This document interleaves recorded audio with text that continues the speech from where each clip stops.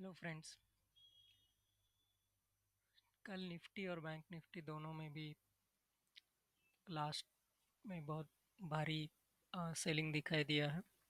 तो आज का जो प्लान है मेरा ट्रेडिंग करने का वो ये रहेगा बेसिकली कि अ, ये बेसिकली स्कैल्पिंग का प्लान है। ठीक है। तो जैसे कि आप यहाँ पर देख रहे हो 30 मिनट्स का टाइम फ्रेम है निफ्टी और बैंक निफ्टी का। दोनों में भी अगर हम लोग देखें तो फिलहाल यहाँ पर लॉन्ग अनवाइंडिंग हुआ है।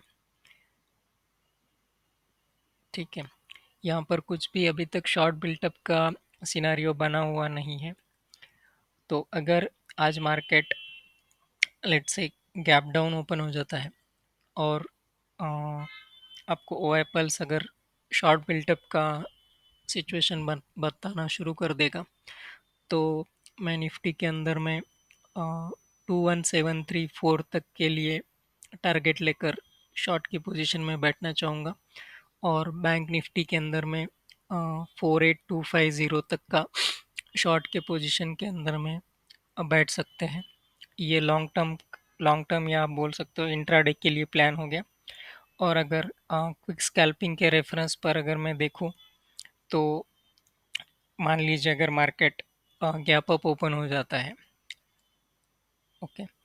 और निफ्टी के अंदर 21890 के आसपास और बैंक निफ्टी में 48500 के आसपास तक अगर ये ओपन होता है और कोई भी 1 मिनट का कैंडल अगर मुझे डेल्टा डाइवर्जेंस नेगेटिव बता देता है तो मैं निफ्टी के अंदर में 10 पॉइंट और बैंक निफ्टी में 20 पॉइंट्स का स्टॉप लॉस लगाकर यहाँ पर शॉर्ट करना चाहूँगा।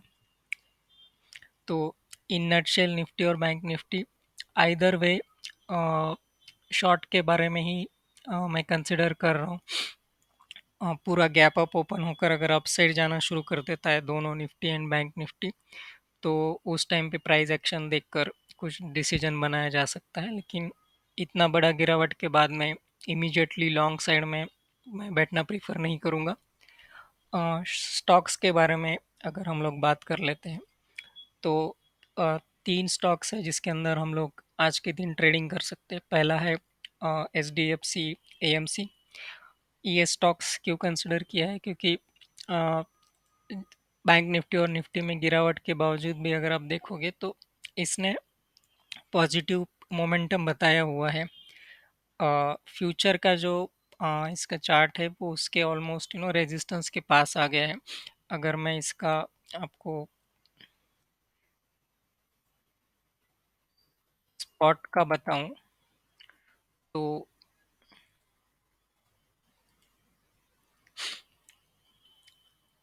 ये यहाँ तक अभी तक आया नहीं है 3250 के लेवल तक आया हुआ नहीं है उसके।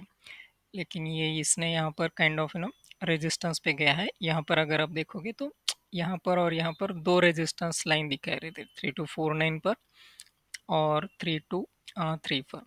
तो अभी हम लोग सिर्फ फ्यूचर के रेफरेंस पे लेवल देख लेते हैं। अगर HDFC AMC अगर अराउंड 3260 के आसपास ओपन हो जाता है या पॉजिटिव में ओपन हो जाता है तो मैं इसके लिए 3270 और 3280 तक के लिए पोजीशन लूँगा। प्रीफरेबली कॉल ऑप्शन के अंदर के पोजीशन के बारे में बात कर रहा हूँ मैं। ठीक है। निगेटिव साइड में अगर देखें तो दो स्टॉक्स है जो अ, आज गिर सकते हैं। एक है आइशर मोटर्स। तो ये जो है राइट 30 मिनट्स के टाइम फ्रेम पे है ये अगेन ये यू कैन से कि एक तरह से सपोर्ट लेवल पर है यहाँ पर। अगर ये आज गैप डाउन ओपन हो जाता है ठीक है तो इसके जो टारगेट रहेंगे ये अराउंड 3975 तक का पहला टारगेट हो सकता है इसका। और अगर उसके भी नीचे आना शुरू हो जाए तो फिर मे बी 3940 तक के भी लेवल इसके अंदर में हम लोग देख सकते हैं। और कोई बड़ी बात नहीं होगी इसके लिए गिरना क्योंकि ये 100 पॉइंट वैसे ही कल ही गिर चुका है तो ये और गिर सकता है। Same thing for the HDF Dixon के लिए भी वही है। ये तीनों स्टॉक्स मैं फ्यूचर के प्राइस के रेफरेंस पे बोल रहा हूँ। ठीक है।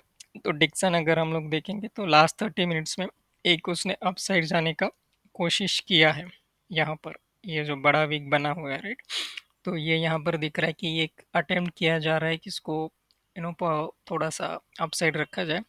ये अगर निगेटिव में ओपन हो जाता है, मोस्ट लाइकली अगर हम लोग देखें एग्जैक्ट, तो 6449 के नीचे अगर ये ओपन हो जाता है, तो ये जो बुल्स थे जिन्होंने इसको ऊपर लेकर जाने की कोशिश की थी, ये इनका हिम्मत टूट जाएगा। देन नो अराउंड 80-90 पॉइंट्स के लिए डाउनफॉल यहाँ पर हम लोग देख सकते हैं। So let's see how the market opens and works. So all the best, friends. Thank you.